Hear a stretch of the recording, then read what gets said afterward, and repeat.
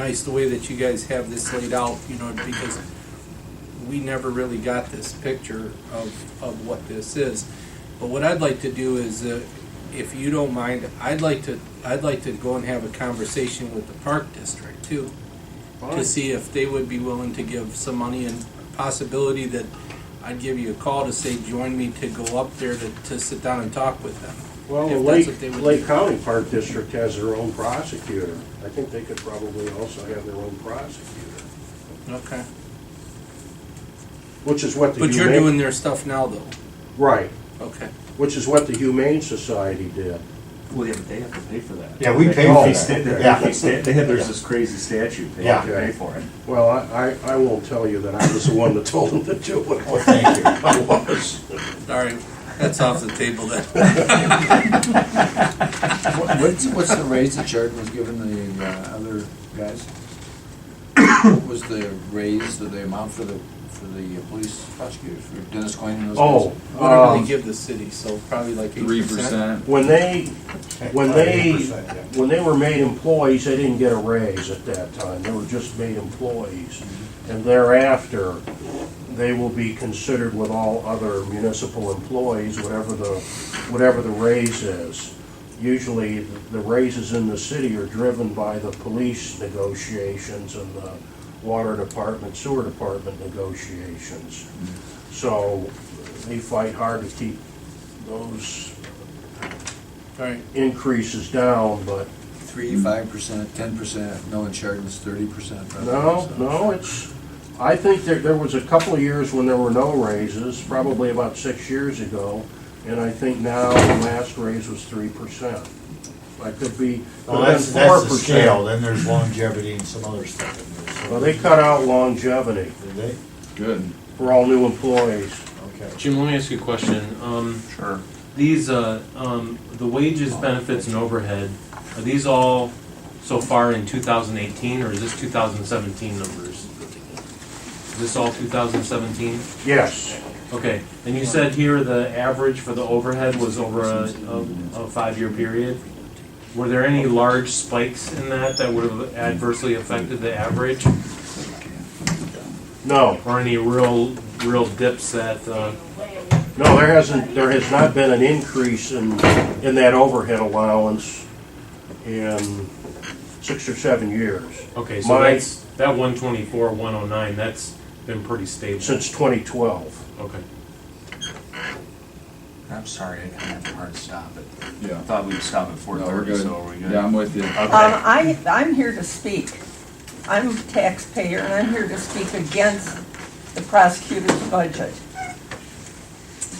Am I allowed to? Public hearing. I guess, sure. The first thing, before I even say anything about the budget, what I'd like to say is, I thought it interesting Mr. Flays talked about his server, because in May of this year, I sent him a public record request, just asking how many cases they had received since the beginning of the year, and he refused to give me an answer. He gave me the email address for the clerk's office. He would not answer my question, even though obviously he has the ability to. Well, I took Mr. Flays' report that he just gave you of what they have handled for the last year, from September 1st of last year to August of this year. There were a total of 193 cases. I went through every single case to break it down. Just so you'll know, out of 193 total cases, 164 were pleas, and there were 7 trials. 7 trials. One was found not guilty, and one was given time served. I was here before complaining about the number of investigators he's got that cost the county in excess of $350,000 a year for salaries and benefits. As a point of comparison to his $1.7 million or $1.8 million budget, Lake County, who I contacted, sent me their numbers for the same time period. We had 193 cases. They had, with also 4 investigators, like Mr. Flays has, Lake County had 1,322 cases that prosecutor handled. Now, the other thing that I want to bring up here is, as I was going through these records, I found something that absolutely stunned me. And it had to do with the case that Mr. Flays was personally involved with. And it has to do with a man who lives in Geauga County named James Guidish. And why I want to talk about him is Mr. Guidish, 3 times in his life, has been arrested for domestic violence. Ms. Daniels, is this related to the budget? Yes, it is. Okay. Yes, it's. If we could, okay. The point is, he is, well, what my point here is, he wrote a motion to dismiss this case and move it, a domestic violence case, a 3rd one against a guy who beat up his own mother.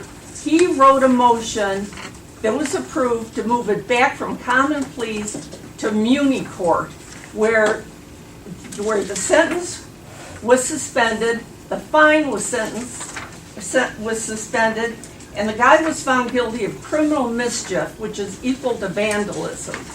All right? Okay. We don't need 4 prosecutors. If Lake County can handle over 1,300 cases with 4 of them, we don't need to spend $350,000 a year for salaries and benefits. We only need 1 prosecutor that knows what they're doing. We don't need these other ones. And I'm absolutely dead set against the budget. It's outrageous, the salaries, and then lower on his budget sheet, there's an additional $60,000 salary that's unaccounted for. And there's almost $60,000 in it for other expenses which are not explained. Okay. I don't want to get into a debate, it's time sensitive, but most of that was incorrect. Well, I got a piece of paper for every single thing I just said, and I bought 3 copies for each of the commissioners. Okay, so we do not spend $350,000 a year on investigators, number one. They already know that you do because I broke it down for them the last time I was here. Okay. Karen Sweet alone is going to make more than $113,000 this year with salary and benefits. So, am I going to get to talk? I'm sure. Going to get interrupted? No. First with Mr. Guidash's case. So, domestic violence is a misdemeanor, okay? But if you have a prior domestic violence conviction, then Which it's he did. then it's enhanced to a felony.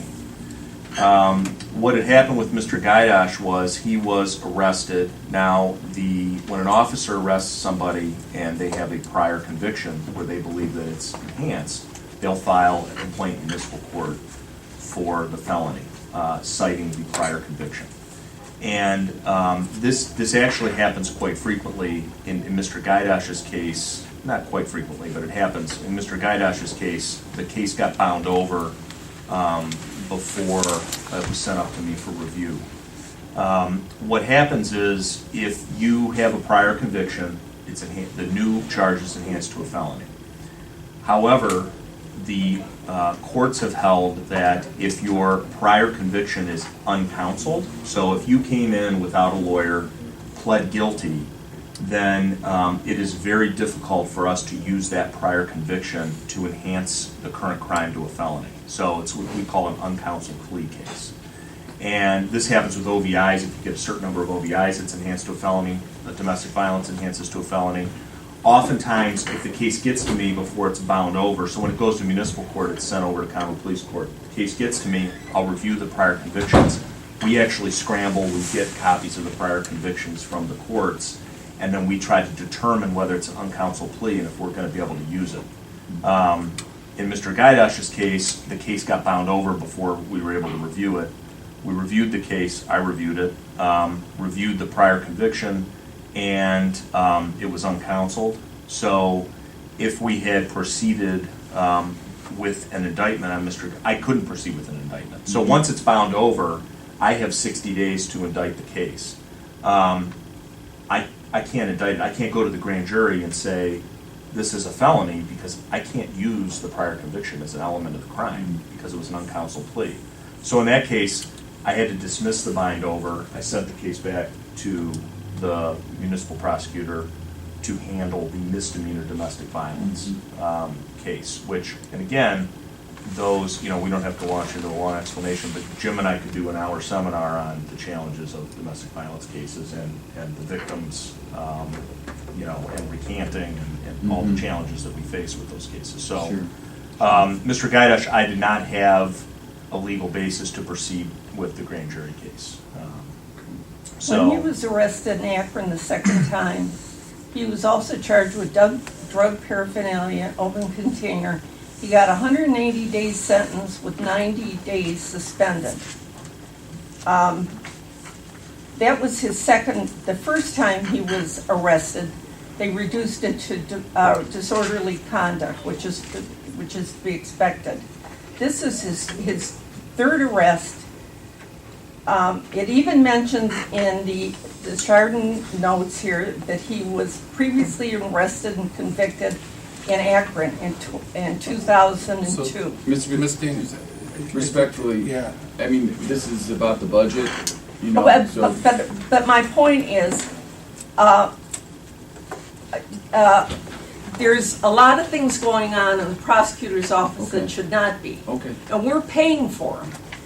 We're paying for them. I think that I don't care what your explanation is about this Gaidash case. When you personally, every other thing that I looked at was written by one of your attorneys. This is the only one that I saw, this motion to dismiss, that was personally signed and written by you. Did you say that you had documentation that you wanted to give us? Absolutely, Because we could review that and then. absolutely. Relative And it to also this has, conversation. so. it also has the information from Lake County's clerks. With respect to the investigators, I'll just briefly say that, and I know, Tim, you weren't on the board when I came with the Right, forensic. but I was, Computer I followed investigator. it, yeah. So, the way investigators work in our office, comparing us to Lake County is kind of apples and oranges. One of the things that kind of dovetails into what we were talking about with the townships, our county is a very different animal with purposes of investigators. Number one, the Lake County investigators, I think all of them except their child support investigator are retired police officers who are double dipping. Nobody in my office draws a pension. Not one of my employees draws a pension and is double dipping, because I don't allow it. And number two, all of my investigators carry a law enforcement commission. I don't believe any of the Lake County investigators carry a law enforcement commission. They're retired and no longer carry their commission. My investigators are first responders. They are authorized to, they have arrest powers, they carry a law enforcement commission, and they're firearm qualification, everything else that comes along with that. They also maintain their own case load.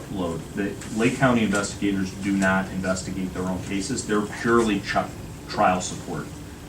Our investigators maintain their own caseloads. And the reason for that is, in Lake County, every police department has a detective bureau. They have dedicated full-time detectives. In Geauga County, our agencies, many of our agencies do not have dedicated full-time detectives. In fact, the only agencies that do have dedicated full-time detectives are the sheriff's office, the prosecutor's office, and Bainbridge. That's it. Everybody else does not have a dedicated full-time detective, including the city of Chardon. So a lot of what we do is we support those entities, and we support them from an investigative standpoint. One, I have the only forensic computer investigator in the county. We use that as a county resource for everyone. Number two, my fourth investigator is very part-time. He's a financial crimes investigator, He's very part-time. He's not full-time, which is why I think Ms. Daniels thinks they're paid $350,000 with benefits. He doesn't receive benefits, and he does not work even 20 hours a week. And then the third full-time investigator is assigned to JFS. He does not work out of my office. And JFS reimburses the general fund 100%. That's why he's separated out in the budget. It's a social security agent Right. because Yep. our budgeting system. 100% of his costs are paid by JFS because he is the only child sex abuse investigator in the county. So he's a commissioned law enforcement officer and he falls under my appointing authority, but he's assigned to JFS to do child sex abuse investigations for all the agencies, including the sheriff's office. And funded, yeah, because the sheriff's was just talking, we just reviewed their budget on it, he was just talking about it. Yeah, Right. so we've got a forensic computer investigator, that's the only one in the county. We have a child sex abuse investigator assigned to JFS, that's the only one in the county. We have a very part-time financial crimes investigator, who's the only financial crimes investigator in the county. And then I have one general duty investigator who's Yeah. been here long It's before. not like we have a bunch of municipalities that also have investigators out there, correct? Yeah. Let me ask you real Yeah. quick, before your predecessor, I mean, what was his average staff look like? I mean, did he have? So, but when I One came, investigator. there was one full-time investigator Mhm. who's still there, and one full-time child sex abuse investigator that was assigned to JFS. Right. So I added, when I came to you a couple years ago, I added the forensic computer investigator. Right. And then through the heroin initiative is where I received the additional money for the part-time investigator. So, and again, the forensic computer investigator, we're doing new things there. We weren't doing any of the child pornography investigations before in our Mhm. county. That's all new. Right. He's doing the phone dumps, and a big success story we just had, we had a convicted child rapist who shared child pornography with our undercover operation, Yeah. and he's been indicted. He's been sitting in our jail for a few months now. Mhm. That was in the News Herald. I mean, And that was stuff that went undetected previously. I mean, if we did not have him, he'd still be on the streets. Yeah. Listen, I could go on and on. I would tell you, if you have questions about our investigators and the services that they provide, go talk to the Chester Police Chief, Mhm. go talk to the Bainbridge Police Chief, go talk to the South Russell Police Chief, the Mhm. Russell Police Chief, talk to the Sheriff, okay? Talk to the Burton Police Chief. I wish we'd talked to Chief Coster. I mean, Karen in my office investigated a huge financial fraud. We sent the woman, it was on the news, she sent her to prison for 6 or 7 years for theft. She cleaned out an elderly couple. It was a Thompson case. Oh, yeah. They can't investigate a $300,000 financial fraud case, Thompson PD, so we did all of that. We get referrals from everywhere. My part-time investigator has been 90% of his time has been working on one case for the past year and a half, one financial fraud case. So,